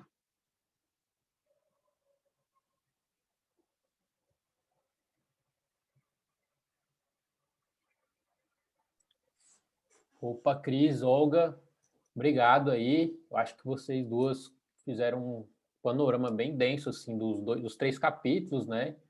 Obrigado pela apresentação, trouxeram bem muitas informações, né? Muitos detalhes também dos capítulos, né? Como é que o Bose vai esmiuçando cada argumento, né? E ele sempre, especialmente nos capítulos que a Olga apresentou, traz muitos trechos dos poemas, vai trabalhando, então às vezes é um pouco complexo apresentar porque é isso, né? Traz o texto de um autor analisado, né? Do Anchieta ou do Gregório de Matos, como ele vai fazer nos capítulos seguintes também, mas tenta toda hora fazer uma discussão estética e histórica também, né? No sentido social ali daquele texto artístico, né? Acho que tem muita coisa que dá para a gente debater, né? E aí, para não ficar falando muito, pessoal, só pegando algumas coisas para a gente sistematizar, eu acho que pode ser importante das falas e tudo. Primeiro, né, que eu acho que entender, acho que a primeira coisa, né, que está no capítulo da Cris, é o caráter, né? Especialmente porque que o Bose faz lá no comecinho do capítulo, né? E ele depois vai meio que costurando isso, vai aprofundando e vai chegando para o processo que ele quer analisar, que é o da colonização portuguesa, né? Mas antes de tudo ele começa com uma discussão abstrata, né? Uma discussão não é abstrata, mas uma discussão formal, né? Que é a discussão da palavra, da etimologia, daquilo que é uma palavra, por exemplo, essa garrafa aqui, eu falar de uma garrafa, eu posso falar dessa garrafa de todas as garrafas do mundo, né? Com essa palavra, com esse signo. O que ele está falando? Ele está usando colonização, né? A palavra colonização e suas raízes no latim, né? Culturus, colo, o verbo e tudo mais. Qual a sacada, né? Ele como um literato, né? Qual é a sacada dele? Que ele vai para a palavra para dizer que há um processo, por mais, igual a Cris comentou, inclusive, né? Por mais que pode ser um processo que tem suas diferenças em cada lugar, é um processo que tem certas características universais. Ler a colonização a partir de uma ideia de totalidade, né? Ela um processo que é global e que ele reproduz certas características nos contextos no qual ele se processa, né? A colonização ela tem diferenças a partir dos lugares, tem certas singularidades, mas ela tem uma certa dinâmica. E aí ele vai pensar essa universalidade lá no sentido da palavra, né? Que é, primeiro, apropriar-se da terra e trabalhar na terra alheia, né? Apropriar-se da terra e trabalhar na terra alheia, no sentido da materialidade do ato. Tem a questão do cultus também, e que ele vai muito na questão do culto dos mortos, né? Ele fala que é o primeiro tipo de culto que todas as sociedades humanas têm e continuam tendo, né? Que é a forma de você vincular o tempo, simbolizar o tempo, né? O que é passado, o que é presente, o que é futuro, e de alguma maneira você conseguir se localizar na fenomenologia temporal mesmo. E a outra, né, que ele vai falar também, é a própria cultura, né? Além do cultus em si, que é essa minha localização temporal, espiritual e subjetiva, tem a cultura que é a linguagem, é o símbolo, é o processo de simbolização, que permite algo comum, que a gente consiga se falar sobre algo, né? O que é interessante nisso no Bose, né? Que eu acho que isso aí tá uma grande sacada, inclusive, que é poucas vezes explorada hoje em dia, no qual se trabalha muito a ideia de colonização. O povo vai ler, né? Por exemplo, um dos livros mais vendidos que tem no Brasil é da Grada Quilomba, né? Aquela portuguesa, uma mulher negra que fala Memórias da Plantação, né? Enfim, hoje é um grande debate, né? Vende, né? Mas isso é, inclusive falando da Grada, de outros autores que pessoas muito leem hoje em dia no Brasil, mas qual é a sacada do Bose que ele, ao meu ver, é muito interessante nesse processo e que ele tenta fazer no livro ao longo de todas as 300 e poucas páginas. Não se pode falar de colonização, como se fala muito hoje em dia, apenas falando de símbolo, de linguagem e de subjetividade. Ele começa, na primeira palavra, primeiro parágrafo do texto dele é: colonização tem a ver com terra, tem a ver com materialidade, tem a ver com energia, esse movimento genético, né? Um movimento ali de você depositar e se apropriar de algo que não é seu e trabalhar naquilo que não é seu. O que é interessante é que ele consegue, e ele tenta fazer isso na análise dele, vincular esses três aspectos que muitas vezes ficam separados nas análises contemporâneas. Terra, ou o ato material, que é terra e trabalho, igual a Cris falou, a questão da espiritualidade e a questão da linguagem. Como isso ele está tentando lidar com isso ao longo do livro, e é brilhante ele começar com essa etimologia, né? Trabalhar a etimologia, né? É uma potência muito grande. Outra questão que eu acho que é interessante, né? Só para a gente pensar também, aí pensando em enquadramento, né? O que ele faz? Ele começa com a universalidade, né? Colonização a gente pode ler a partir dessas três entradas, né? E elas devem ser analisadas conjuntamente.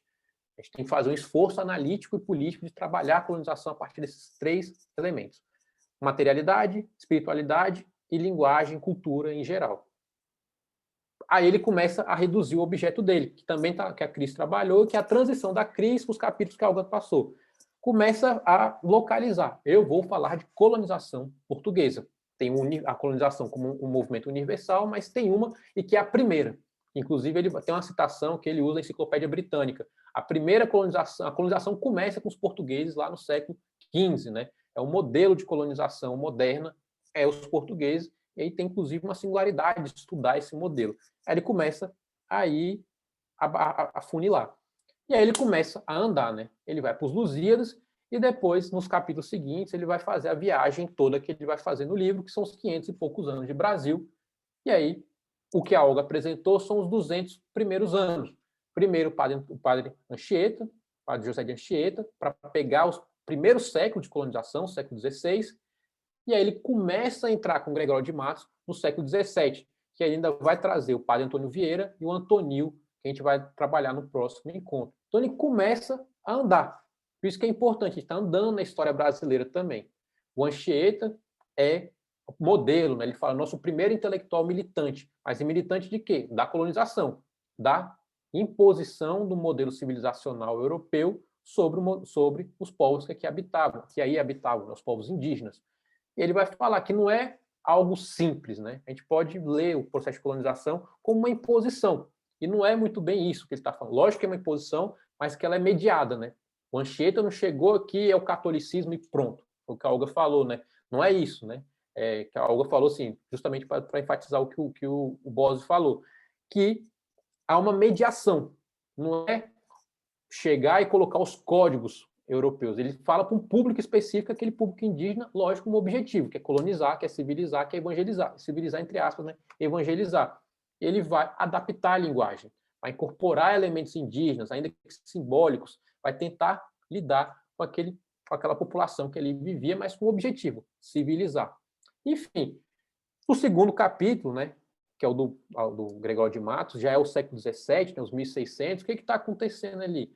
É um momento que começa, quem foi meu aluno de formação social vai lembrar, é o momento que a engrenagem do tráfico negreiro começa a rodar muito forte, né? Porque é o momento que vai ter a luta contra Palmares, depois a luta contra os holandeses, e os portugueses vão vencer essas lutas. E vai destravar o Atlântico Sul. E o Atlântico Sul vai girar o moinho satânico do tráfico negreiro e vai enriquecer os comerciantes. Além dos latifundiários, da qual o Gregório de Matos representava, os comerciantes vão começar a enriquecer muito. Não só os negreiros, mas os baixos comerciantes também. De mercado, de carregamento, eles vão ganhar dinheiro e vão confrontar, inclusive, ali o poder dos latifúndios. Né? Em Pernambuco, agora vai me fugir a palavra, estava na minha cabeça, guardando ela, o nome da guerra, né? Que é a guerra entre os comerciantes e os latifundiários, né? Meu Deus do céu, como é que o professor de formação esquecendo uma coisa tão simples assim? Guerra dos Mascates, exatamente. Que é essa contradição que está colocada. Comerciantes urbanos contra ali os latifundiários da zona da Mata Pernambucana, ou como acontecia a zona do Recôncavo em relação a Salvador, que é o que o Gregório de Matos analisa. E aí só tem uma coisa que é importante nesse aspecto, é que essa tensão, o Gregório de Matos vive ela, mas ela não vai ser resolvida, inclusive. essa tensão entre os latifundiários e o setor de comércio, né? Ela vai ser, não só não é resolvida, como ela é muitas vezes acomodada, né? Como no próprio caso dos mascates, nas resoluções pós-guerra. Então, o que está colocando? O Gregório está diante do mundo que está acontecendo. O tráfico, o comércio e tudo mais. No entanto, aquele mundo do mercantilismo vai lidar com a estrutura do mercantilismo, depois do capitalismo mais colocado, vai lidar sempre com a estrutura arcaica do latifúndio no Brasil. E aí dialoga muito com o que a Cris colocou. Como no Brasil essa estrutura arcaica do latifúndio ela permanece na nossa formação social. O que o Gregório de Matos representa, nos preconceitos, no racismo, na discriminação de gênero, nele ser contra o capitalismo, né? A máquina mercante que deixou a Bahia triste, que tornou a Bahia dessemelhante, isso vai estar sempre colocado. Inclusive, a gente vê hoje, muitas vezes, na política atual, né? Essa atitude, inclusive, o governo brasileiro fala, né? Anti-global, né? Anti essas coisas. Era quase um Gregório de Matos, né? O Gregório de Matos contra a universalidade do capitalismo ali. Enfim, isso que é interessante, né? Então, ele coloca ali os 200 primeiros anos e ele já traz dois intelectuais orgânicos, podemos assim dizer, daquela sociedade para pegar e analisar esses fenômenos, né? Nos dois próximos capítulos, né, que é o Padre Antônio Vieira e o Antonil, vai dar mais elementos, né? E isso que é muito interessante, né? Como ele pega autores ou intelectuais do momento, mas ele enraiza eles no processo histórico, né? E só tem duas coisas, né? Só uma última coisa, aliás, só para falar, que eu acho que é interessante, né? Primeiro, o Alfredo Bozzi está dizendo, né? Que há uma cultura portuguesa que vem para o Brasil. E há culturas subalternas, populares, que também são articuladas aqui de maneira anti-hegemônica, inclusive. Inclusive se valendo, como é o caso do Aleijadinho, da cultura hegemônica para fazer uma cultura popular, uma cultura que expresse o Brasil. Mas tem uma questão. Tanto a cultura popular, ela se articula aqui a partir do Brasil, nesse movimento sincrético, nesse movimento de dobrar a cultura portuguesa aos seus próprios desígnios, né? Por exemplo, Aleijadinho, que pintava anjos de cor negra, né? Por exemplo, lá em Ouro Preto, né? Na região da mineração em Minas. O que isso significava? Era uma forma de colocar ali uma representação popular. Enfim, mas também, é isso que é importante, não é só a cultura subalterna, popular, que dobra a cultura hegemônica portuguesa, mas a cultura dominante, que é transportada para cá, também ela tem que se adaptar.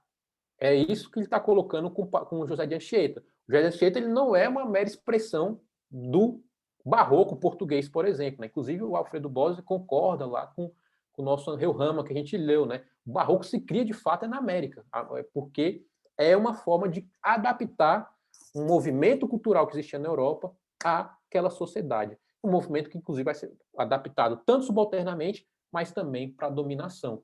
Ou os propósitos do cristianismo, né? Eles vão ser dobrados aqui para dominar, mas também para resistir. Beleza? Então, acho que é isso que é importante.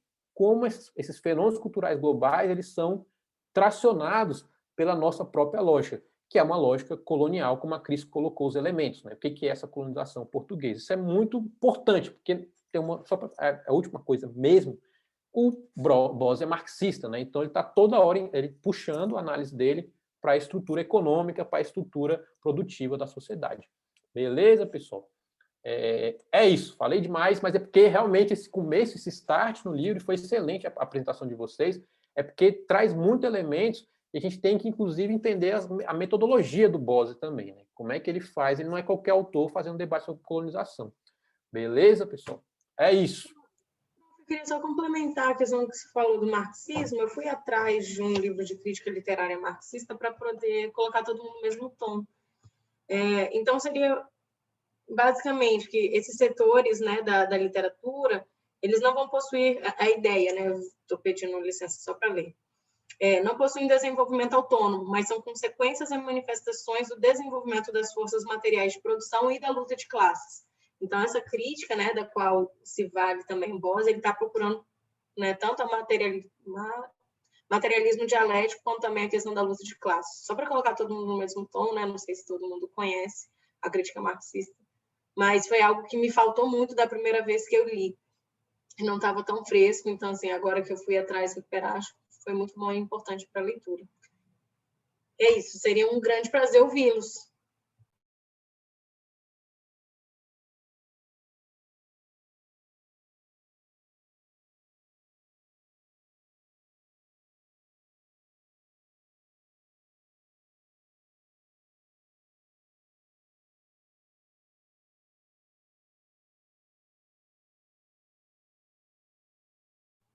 Manda bala, Matheus, pode falar.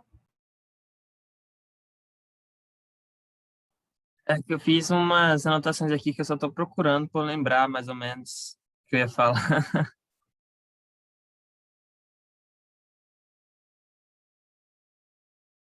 Enquanto o Matheus procura. Gente, boa tarde todas, a todos, todas. Eu estou aqui tentando, na verdade, fazer uma... Assim, eu gostei muito da leitura do inicial do livro, né? A apresentação também foi muito boa e deu alguns starts, né? E, ao mesmo tempo, uma visão ampla de como que o Brasil estava se estruturando nesse conceito de colonialismo e barra colonialidade assim, dentro desses corpos, né? Marcos mencionou, né? Eu já ia mencionar, mas que eu achei interessante pagar mesmo isso que o autor trouxe de apresentar os verbos na sua definição, tanto adverbial, nominal, né? Que ele ainda faz essas subcategorias, né? Do verbo e como que isso traz, né? E aí, o que eu achei muito interessante, e aí trazendo, vindo do meu campo, né? Da museologia, porque o autor ele apresenta essa questão da cultura material como algo muito forte. Eu não sei se vocês viram isso, né? Mas para mim foi muito válido, porque até mesmo quando ele descreve a questão da imagem, do imaginário, como que a cultura, né, europeia ela fez para que a comunidade ali tivesse referências com relação a religião, né, que foi o caso que a Cris deu, né, como exemplo dos santos. Tem um momento que ele descreve muito bem como que eram os santos, que no século XVIII as pessoas já começaram a associar determinados santos, né, então já começava a entender que quando tinha uma cor vermelha já era Xangô, né, quando já tinha, por exemplo, a cobra era de Santa Bárbara. Estou dando exemplo, eu não sei falar Santa Bárbara, né, mas Santa Bárbara é o que veio agora na minha mente, enfim.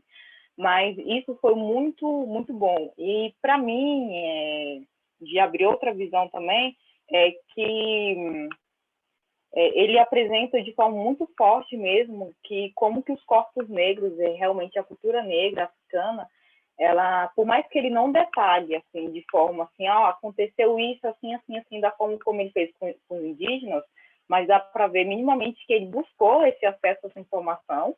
E pela escrita do livro, né, que é da década de 90, assim, eu achei muito, muito bom a leitura, porque pareceu que era atual o debate e a leitura, muito de agora, assim, e até a linguagem também, né, por mais que tenha algumas coisas mais complexas, né, mas não é essa coisa tão rebuscada, né, enfim.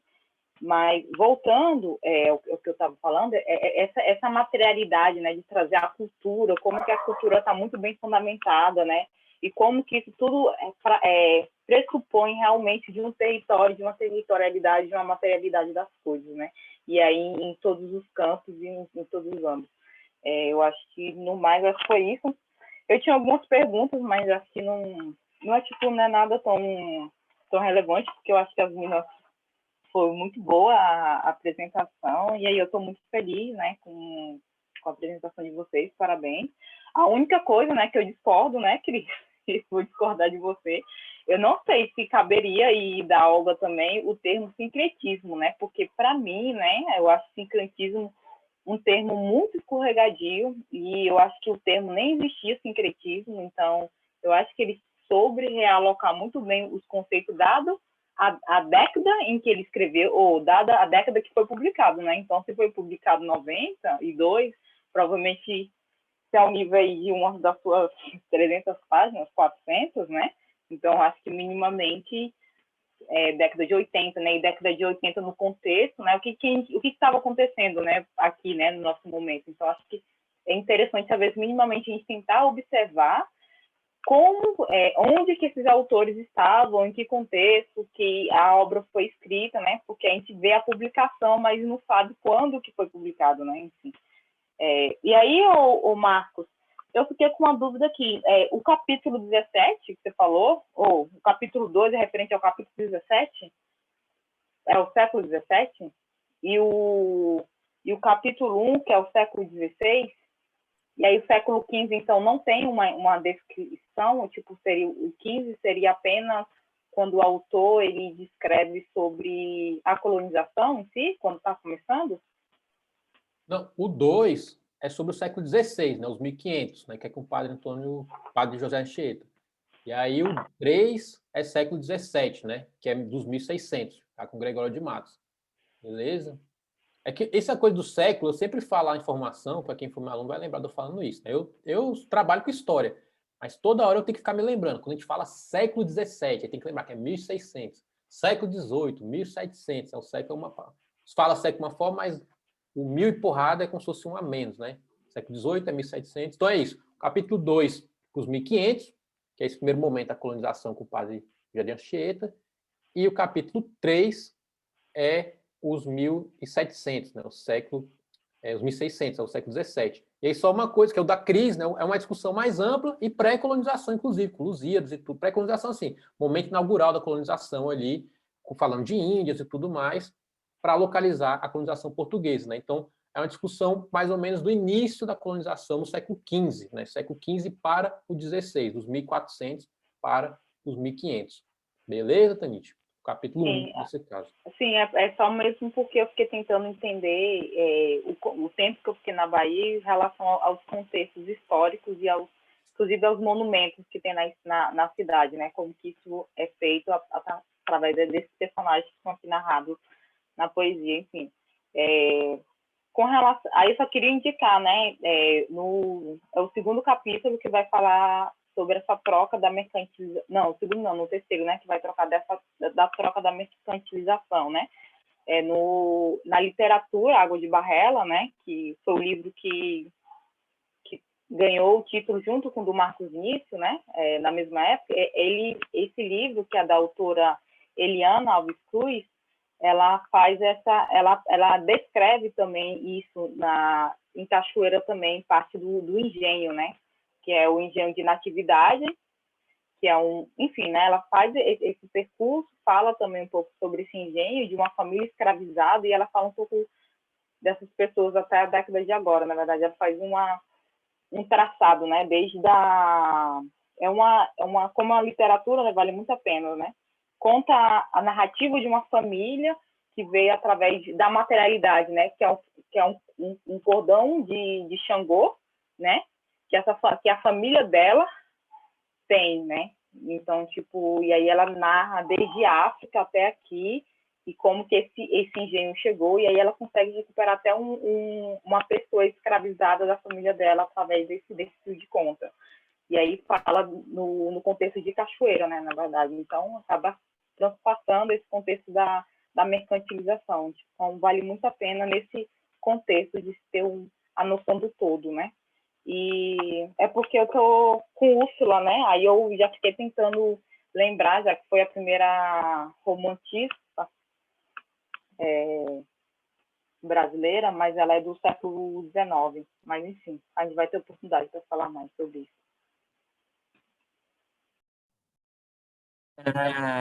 As anotações aqui que eu tinha feito, eu já achei aqui o que eu queria falar, que era sobre a parte do Anchieta também, sobre os poemas, que eu achei muito interessante, que, tipo, no processo que ele tentou fazer para aquela aculturação dos rituais indígenas, eu achei interessante que, tipo, ele se envolveu dentro da própria cultura indígena também, né? Porque para fazer essa aculturação, ele pegou a métrica dos ritmos da região, pegou palavras, traduziu o idioma português para o idioma, acho que é Tupimamba, não vou saber dizer aqui, e eu achei interessante essa parte aí, porque eu não imaginava isso. E esse processo, assim, tipo, foi dando origem também a uma demonização que era necessária da cultura indígena lá, de rituais, que eram mal vistos pela cultura portuguesa. E isso foi feito por meio da poesia também. Eu achei isso, tipo, eu não imaginava real. E o... Caraca, rapidinho, só deixa eu ver aqui também, que era outra coisa que eu tinha... outra coisa que eu notei também, que muito desse processo de aculturação e demonização foi feito por medo também da própria parte portuguesa. Eles viam muitas coisas que eles sentiam medo e transformavam. Aquilo lá não é de Deus, é do demônio. Então, aquilo ali não vai poder rolar, tá ligado? E eu achei, assim, essa parte realmente da Anchieta me prendeu absolutamente na leitura. Achei algo fantástico. Já a parte do Gregório de Matos, eu senti o Gregório meio que a poesia do próprio Gregório, quando eu fui lendo ao decorrer do texto, eu senti ele com uma poesia mais sentimental, tipo uma poesia do que ele estava sentindo, uma angústia dele naquele momento.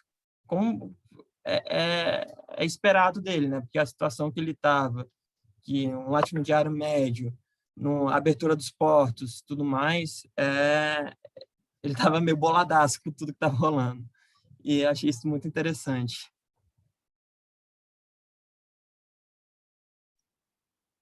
Pessoal, vou falar aqui rapidinho, só para aproveitar, inclusive, as coisas que vocês levantaram, Tanit e Matheus, para me despedir, que eu tenho que ir agora, tem esse negócio às 7 aí. É engraçado, porque aqui tá um sol, parece que é 3 da tarde, e aí já é quase 7 horas. É muito louco isso, né? Mas, assim, só uma coisa, Tanit, você falou uma coisa que eu acho muito interessante, né? Porque é isso, né? Essa coisa que você falou do texto do Boss, né? 92. O Boss, esse é um texto já de maturidade, né, do Boss, consolidação, igual eu falei, ele reuniu várias coisas. O Boss está dizendo essas coisas aí desde os anos 70, dos anos 80, né? Aí ele vai juntando esses capítulos e forma um livro. A gente pensar, né? Porque a gente parece que é um debate novo, né? Esses modismos acadêmicos faz a gente pensar que o debate pós-colonial, decolonial, que foi criado na gringa, nunca houve no Brasil, né? Parece que nunca ninguém pensou em colonização na América Latina, até ter que chegar o povo da Europa e nos dizer, né? Paul Giroy, Sortirol, Spivak, Gurra, agora Grada Quilombo. A gente fala, não, sério, e a gente reproduz, né? Dentro da ideia que tem pensamento crítico ao colonialismo, a gente reproduz o próprio colonialismo mental, né? Como diria o Mangabeira Unger, de achar que não se criou nada, né? Isso que eu acho que é interessante que você falou, porque é isso, né? Tá falando disso nos anos 90, mas esse debate é uma consolidação de coisas que ele faz desde os anos 70 e tudo mais. E a gente pega, né? A gente leu Lélia Gonzalez também, como é uma baita de uma crítica também às relações coloniais, às suas consequências. A gente tem na literatura o Robert Schwartz, que para mim é o maior, assim, nessa forma de pensar. É o que eu tenho mais coisas, mais problemas, é o que eu acho que é o mais denso. Enfim, tem várias pessoas. A gente leu uma Rio Ramo, uruguaio, tem gente debatendo colonialismo na América Latina há muito tempo. E hoje que a gente tem que fazer as mediações, né? E aí, eu botei aqui, tá, então, não sei se você viu a temporalidade e tudo mais, e tem uma coisa que você dialogou com a Cris, que eu acho que é importante, né, sobre sincretismo, que é um termo muito polêmico mesmo, né, dentro do debate antropológico ou das ciências sociais no Brasil. Por que é sincretismo? Onde é que ele vem especialmente, né, esses termos? Sincretismo, aculturação e tudo mais. Adaptação, especialmente sincretismo, né, e aculturação. São termos que vieram da antropologia e muitas vezes eles sublimam as relações de poder. É como se, ainda mais num país como o Brasil, né, que tem essa narrativa muito forte da democracia racial, da confraternização entre brancos, negros e indígenas. O que é o sincrético? Né? O que seria uma cultura sincrética? Que culturas diferentes elas vão se amalgamando, né? Elas vão se juntando ali num processo de transposição e meio de caldeamento cultural e forma uma cultura nova. Qual é a grande crítica? Inclusive feita primeiramente pelos marxistas. Né? O Clóvis Moura é um grande crítico, é um intelectual negro, grande crítico à ideia de sincretismo, porque ele apaga justamente os processos de violência, de imposição cultural, de como uma cultura resiste a outra, a essa violência, e dali se cria, se reinventa. Não é um processo simples ou confraternizador, como estava na antropologia, como estava no Gilberto Freire, no Sérgio Buarque de Holanda da vida. É um processo violento e muitas vezes, igual a gente pensa, né? Os africanos trouxeram uma cultura da África que se modificou aqui, que se reinventou aqui. Mas a gente não fala que ela se reinventou num contexto de violência. Que, por exemplo, se você transvestir entidades de santos e tudo mais, é uma forma de você camuflar aquilo ali para continuar mantendo. Não é uma coisa sincrética simplesmente, né? E que tem uma lógica política de resistência, de insurgência e tudo mais. Então, por isso que tem um debate grande aí nesse termo. E aí, só para caminhar, porque eu acho que o Bose dialoga com essa perspectiva mais crítica, porque ele, inclusive, vai bater no Gilberto Freire e no Sérgio Buarque de Holanda. Lá no capítulo 1, ele fala, eles vão falar desse caldeamento cultural, mas eles sublimam a violência, né? Ele dá 2 porradas e toma a página inteira dele batendo no Sérgio Buarque de Holanda, porque o Sérgio Buarque de Holanda fala quase uma lauda do colonizador português, né? Ele é crítico, mas ele faz uma lauda lá, né? Quem foi meu aluno não lembra, né? O Sérgio Buarque de Holanda, ele fala, nossos avós, avô seu, o meu não é. Mas, enfim, assim, né? E que ele quer ser, os antepassados dele é os portugueses, né? Enfim, ele faz isso lá no prefácio do Raiz de Brasil. Enfim, então, assim, o Bose, ele fala, esse processo é violento e esse processo é tenso, ele é marxista, né? É dialético o processo, ele tem contradição, tanto do poder que de quem resiste, né? O poder não se impõe absoluto, o poder também ele é rasurado, né? E aí que foi entrando no que o Matheus falou, né? Como ele vai tendo que se adaptar, né? Então, o Anchieta, ele teve que, para dominar os indígenas, ele também teve que conhecer, adaptar e tudo mais. E aí só tem uma coisa, que eu acho que é muito importante, que a gente falou pouco disso, mas é de como, eu acho que isso tem muito a ver com o Brasil contemporâneo. Falo demais, né, minha gente? Mas assim, é porque são muitas coisas e não dá nesse espaço aqui de 2 horas. Mas a questão que o Bose dá aos mortos, né? Tanto no capítulo 1, como no Anchieta. Ele vai falar do Anchieta. O que o Anchieta faz? As primeiras coisas que eles vão fazer, os jesuítas, aquele povo todo, é demonizar os cultos que os indígenas tinham em relação aos mortos, né? E muitos dos povos não europeus, os europeus também, né? Mas é que os europeus depois recriaram uma ideia deles absolutamente louca. Mas os povos têm muito essa ideia de que os mortos permanecem, né? Os mortos eles continuam a uma temporalidade que vincula o presente aos nossos antepassados, né? Enfim, o nosso catolicismo também fez isso um pouco, mas é muito presente, né? E não só isso, as entidades, os mortos estão presentes nas florestas, nas águas, eles são regidos por isso também, né? E o que os jesuítas fizeram? A primeira coisa que eles fizeram foi atacar essas formas de representação do simbólico da espiritualidade. Atacar os cultos aos mortos e atacar as formas de humanização, de presentificação das entidades, né? Enfim, por que eu falei que isso tem a ver com o contemporâneo? Porque a gente vive... Porque, primeiro, a colonização ela é uma rasura dessa temporalidade com os mortos. Quem pode cultuar os mortos é quem coloniza. Quem cultua os mortos é o colonizador, que constrói estátua, que constrói nome de rua, que constrói monumento, que constrói data, que constrói livro, que constrói romance, que constrói material a ser representado. Ele cultua os antepassados. O colonizado não pode cultuar os mortos. O colonizado, às vezes, não lembra nem o nome do seu avô, não lembra nem onde que nasceu, não tem nem onde é que o seu sobrenome completo. O colonizado, ele a todo momento, ele tem essa forma de se vincular aos seus antepassados rompida. Para a gente pensar um pouco como esse processo ele é reatualizado no Brasil contemporâneo, né? O Covid, por exemplo, né, a gestão da morte do Covid tem a ver também com esse controle sobre a nossa forma como a gente representa quem está morrendo no Brasil. A gente está transformando os mortos em números, porque também é uma morte, um extermínio em massa, mas a gente não consegue, né? Um dia morre um, outro dia morre outro dia morre outro dia morre outro. Há um processo de relativização dessa memória pública das mortes, mas a gente também não consegue nem materializar quem são esses mortos, indivíduos. A gente não consegue construir uma memória pública, que já deveria estar sendo feita sobre o genocídio em curso no Brasil. Então tem isso, né? Isso é muito central para o Bose, né? Tem um trecho que ele fala, né? Tem um trecho que ele cita, né? O colonizador pode relembrar os seus antepassados. O ato de colonização é isso, inclusive, né? E aquele que foi colonizado perde isso. Ele tem um corte temporal absoluto e mais do que isso. Ele começa a cultivar, a orar para a imagem e a memória do colonizador. Isso é muito importante no Alfredo Bose. Eu acho que tem muito a ver para a gente pensar outras coisas contemporâneas também. Beleza, pessoal? Vou indo, porque senão eu vou falar... Marcos, rapidão, isso aí. Diga aí. 1881 é o quê? Que você só marcou ali, mas você não disse o que era. Ah, não, é só porque a Cris citou lá na fala dela sobre os controles da cidadania no século XIX no Brasil, né? E é uma coisa que eu sempre falo, né? No final do século XIX já sabia que os negros iam entrar em liberdade no Brasil, mas tinham que se controlar ali como eles entrariam, né? E vão ter várias táticas para controlar, e uma delas é o controle do voto. Os negros entrariam como analfabetos, né? Porque eles não conseguiam ir para a escola e tudo mais. Poucos negros eram alfabetizados, como era pouca da sociedade em geral alfabetizada. E é isso. Tem a lei do ventre livre em 71, que diz que ninguém mais nasce escravo no Brasil. Ou seja, aquelas pessoas que estão nascendo vão virar pessoas aptas a votar em poucos anos. Só que você vai lá e cria 10 anos depois. Analfabetos não votam. Os analfabetos votavam no Brasil até 1881. Você cria isso e quem são os analfabetos no Brasil em geral? São os pobres aí, especialmente os negros, a grande maioria dos negros pobres naquela época. E isso vai se perdurar, igual a Cris falou, por mais de um século, né? Primeira eleição que os analfabetos vão poder votar são as eleições lá para presidente em 89. Beleza, pessoal? Só para a gente pensar isso um pouco. É coisa, né, minha gente? Porque por isso que eu gosto desse cara do Bosi, porque a gente fala de milhões de coisas e fala do Brasil com profundidade, né? Professor, você pode falar o nome do crítico que você usou, que critica o termo sincretismo? Clóvis Moura. Obrigada. O brabo. Eu até publiquei um artigo, saiu semana passada, sobre o meu amigo Clóvis Moura. Para mim, o maior intelectual marxista brasileiro. Um dos maiores brasileiros, assim. Eu fico entre ele e o Robert Schwartz, assim, porque os dois guardam meu amor.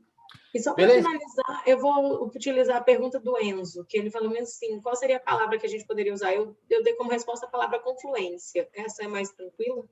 Confluência, eu acho que confluência é complicado. Também dá muito essa ideia de que não tem poder, não tem domínio, não tem resistência, não tem violência. Tem pode botar como leitura complementar para o próximo encontro. Beleza. Lá no Sociologia do Negro Brasileiro, no capítulo 1, o Clóvis Moura, eu posso mandar para vocês, o Clóvis Moura faz uma crítica ao termo de sincretismo. E ele vai falando, vai apresentar outras dinâmicas, assim, né? Pode colocar lá, a gente pode botar para ler que Sociologia do Negro Brasileiro é um clássico também aí, desses pouco lidos. Meus alunos leram, né? Eu sempre passo lá para meus alunos ler o capítulo 3 sobre democracia racial.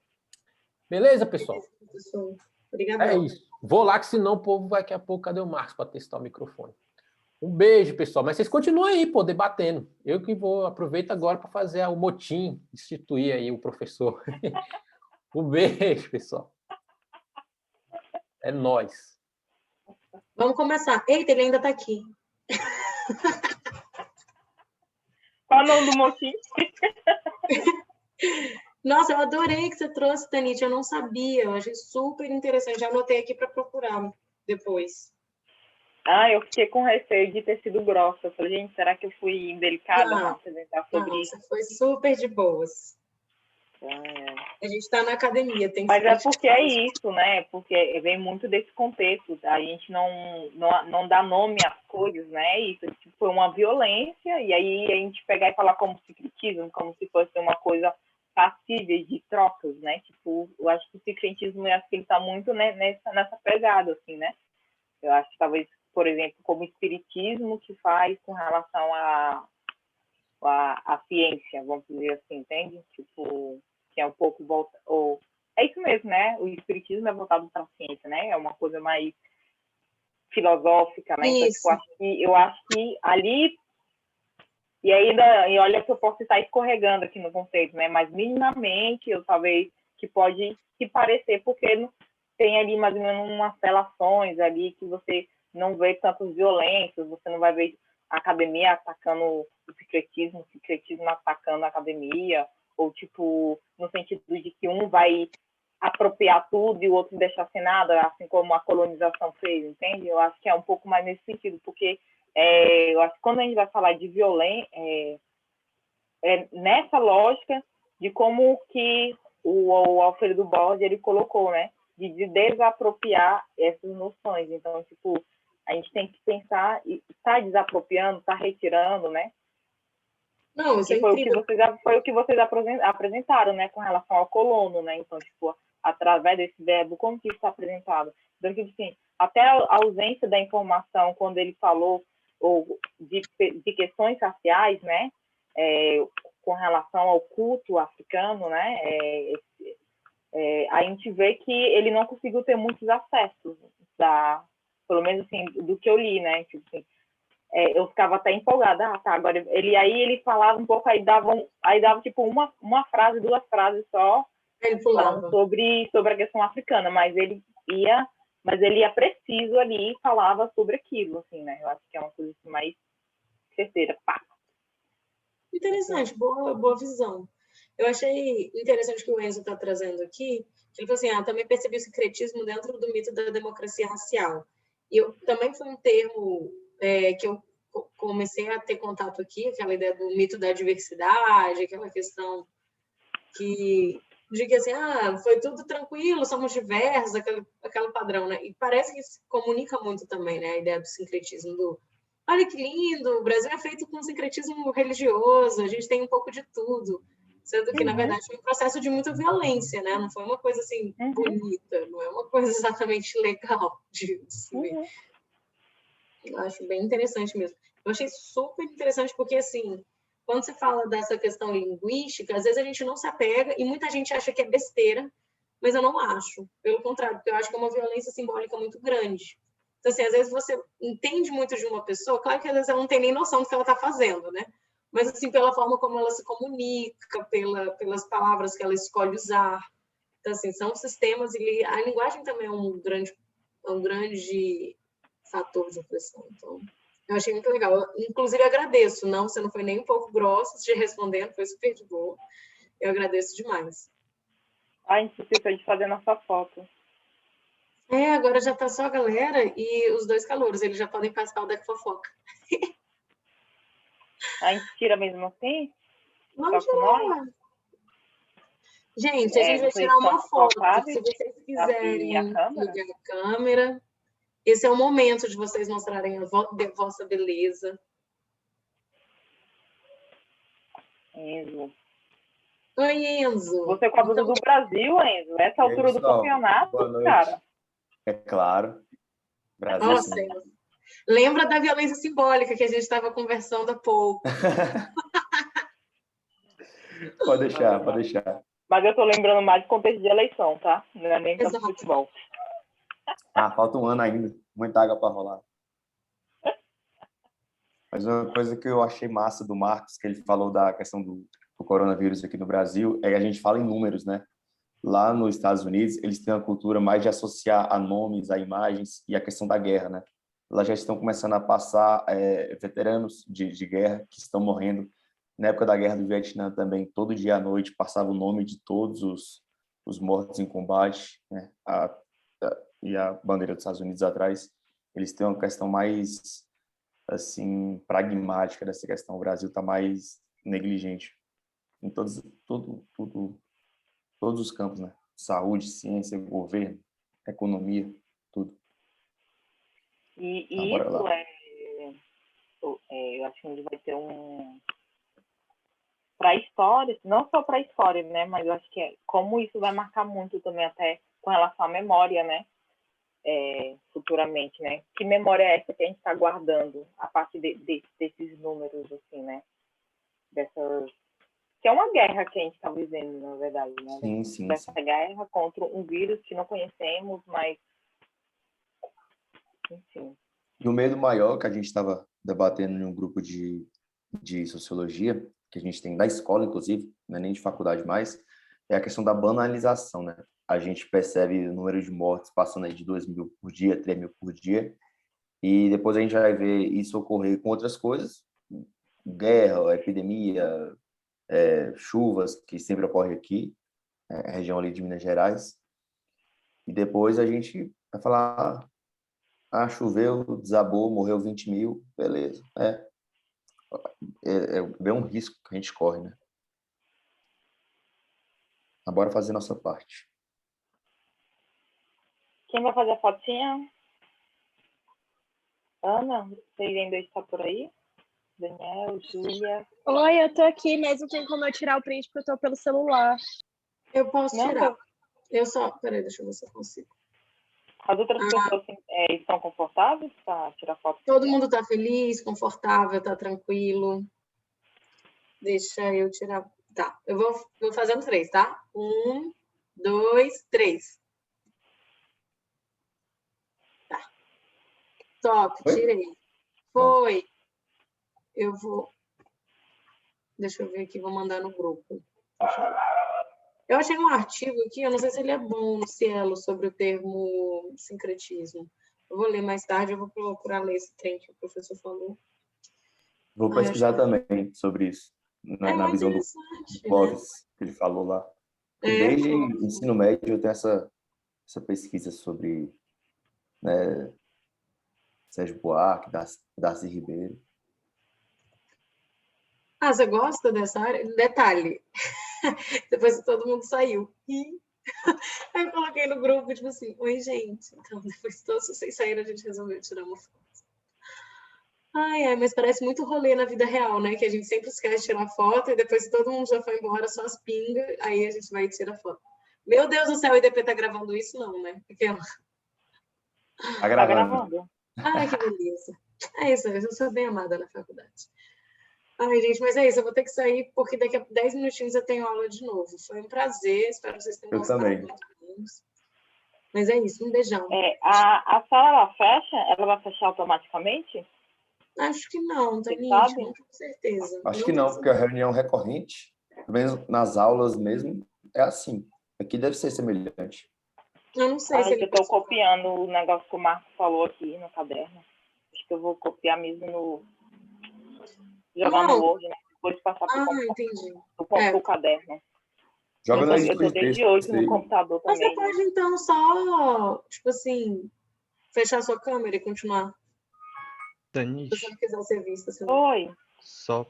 Oi, gente. Primeiro, desculpa por ter chegado atrasado, mas para ajudar, quando você abre o chat, se você estivesse copiando o que ele mandou pelo chat, você aperta nos 3 pontinhos e aí tem salvar chat, aí ele baixa um arquivo em... Mentira, véi. Sério. Eu sempre selecionava tudo, Ctrl+C, Ctrl+C. Acabei de abrir um Word. Muito obrigada pela tecnologia, amei. Nossa, muito bom. Não, tô tendo que ir agora. Beijão. Gente, beijos a todos. Descobri, eu sou a guria da sala, não sabia. Dá para eu fechar para todo mundo ou só sair? Eu acho que todo mundo pode fazer isso, não sei. Vocês querem que eu feche agora? Ou não? Ah, a Tanite tá aí, eu vou só sair, beleza? Acho que vai passar para outra pessoa. Não sei se todo mundo tem essa aptidão. É isso. Paz. Só você é anfitriã mesmo, Cris. Só você pode fechar para todo mundo. Já peguei aqui já também. Já? É porque assim, eu vou deixar com você, Tanite, aí você fecha a sala. Beijo. Que emoção fechar a sala. Todo dia um privilégio. Para todo mundo sair, para não ser mal educada, tá? Tá, tudo bem. Tchau, Dani. Tchau, gente. Tchau. Foi ótima discussão. Até mês que vem. Tchau, Ana. Aninha.